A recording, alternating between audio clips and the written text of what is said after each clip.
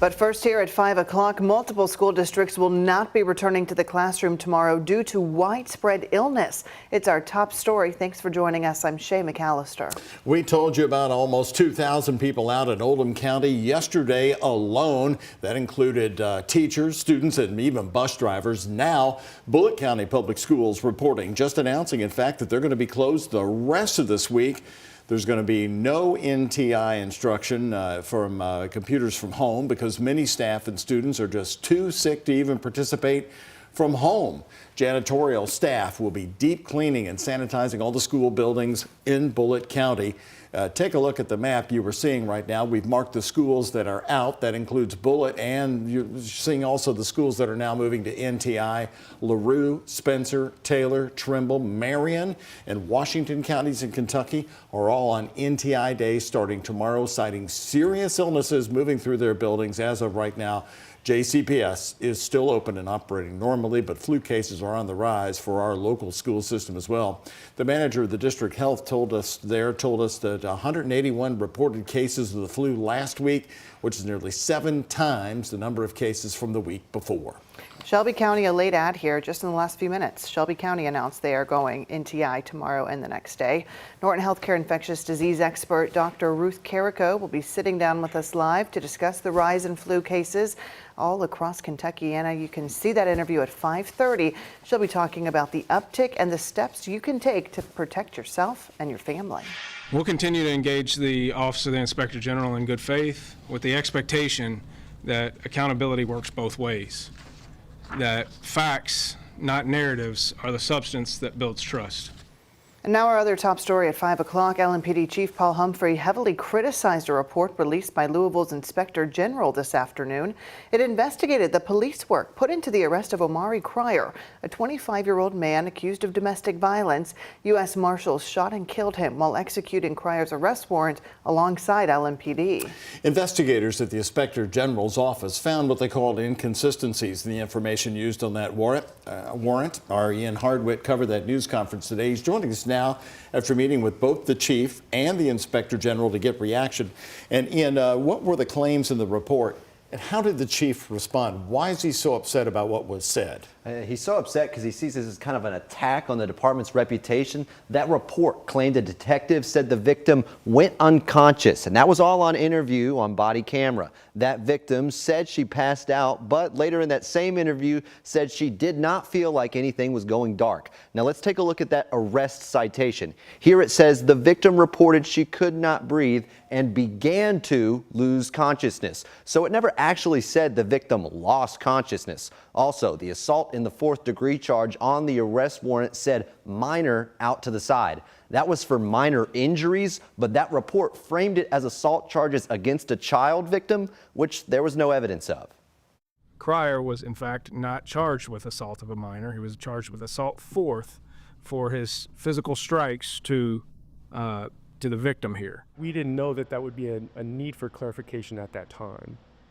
And it's clarified now. We believed there were discrepancies, and we asked the department to look into them. We didn't cast any aspersions. We didn't assign any guilt. And our public-facing document did not name any particular officer. It's also questioned the timeline of how long it took for LMP to follow up on the accusations of domestic violence. The supposed strangulation happened in January of 2022. The arrest attempt happened 4 months later in May.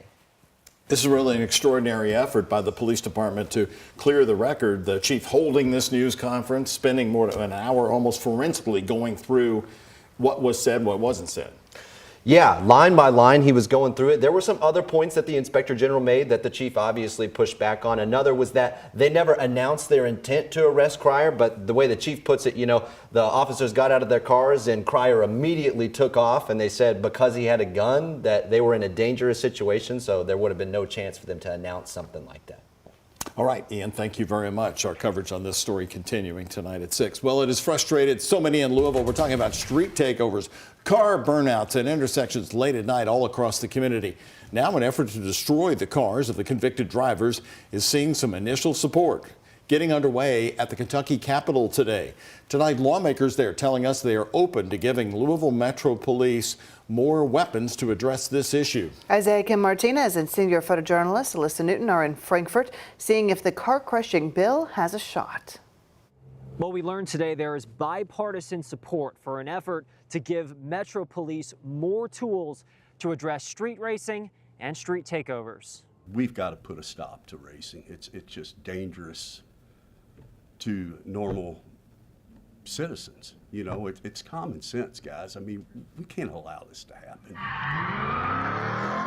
Democratic State Representative Al Gentry of Louisville echoing what we've heard from you at home. Put an end to the fancy cars doing donuts overnight in the streets. How far we go to try to stop that and what we come up with that works the best, you know, we'll have to work our way through that and see how that goes. But it was Republican Representative Jason Nemes of Middletown who was the first state lawmaker to publicly support giving LMPD the authority to crush seized cars belonging to drivers convicted of these crimes.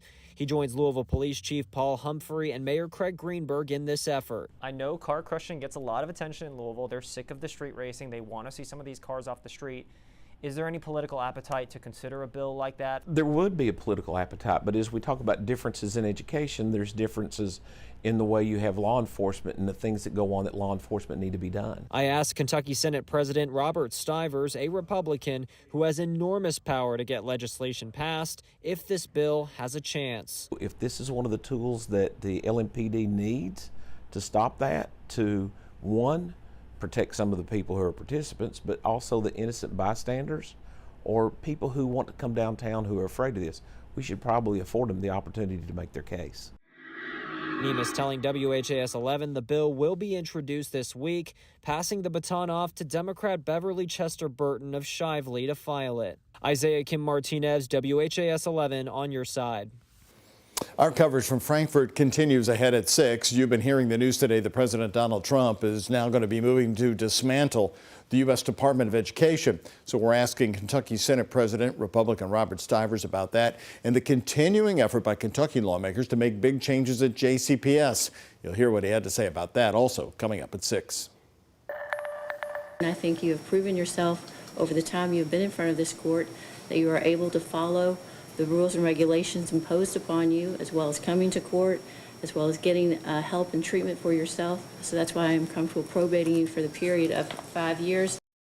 The Louisville man found guilty of hoarding dangerous and explosive chemicals inside a Highview home was sentenced to 5 years probation today.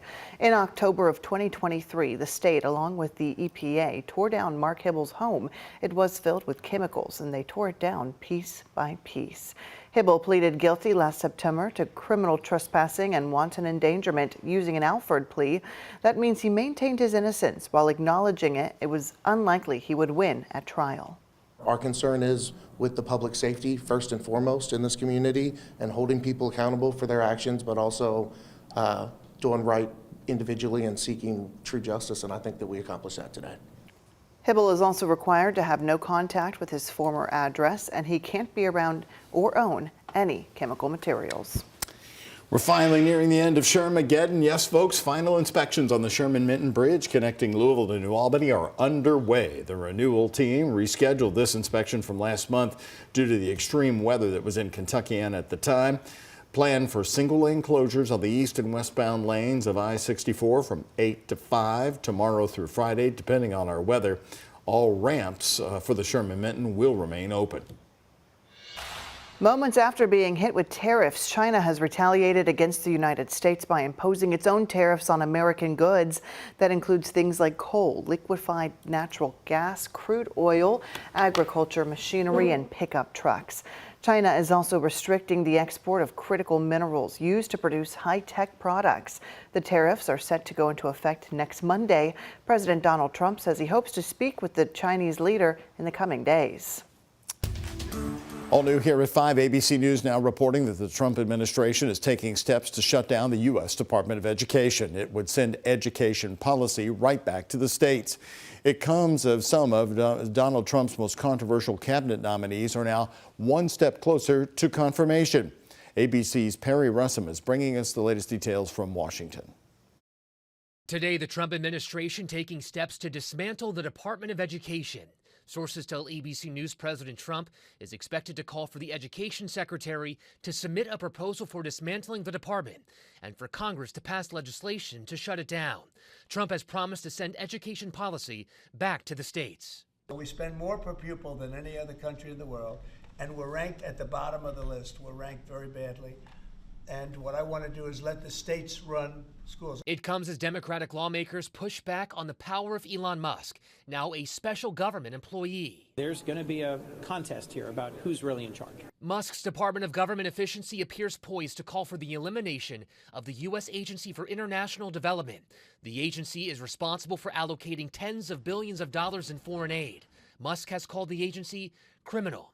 Today, Musk asking users on X if Doe should audit the IRS. He's throwing out big ideas. And if anybody thinks that all of these big ideas are going to be implemented to conclusion, they don't understand the process of disruption. Meanwhile, some of Trump's most controversial cabinet nominees are one step closer to confirmation. Tulsi Gabbard, Trump's pick for Director of National Intelligence, approved today by the Senate Intelligence Committee. Robert F. Kennedy Jr., Trump's nominee for Secretary of Health and Human Services, approved by the Senate Finance Committee. There's tens of millions of Americans who are hopeful that RFK Jr. will be the next HHS secretary, and we expect all Senate Republicans to stand tough and strong and vote for him. Gabbard and Kennedy will now face a final vote by the entire Senate. That could happen in the coming days. In an effort to keep communication ongoing with Senate Republicans, President Trump has invited the senators and their spouses to Mar-a-Lago for dinner on Friday. Their support is critical to advancing his cabinet nominees and agenda. Perry Russum, ABC News, Washington.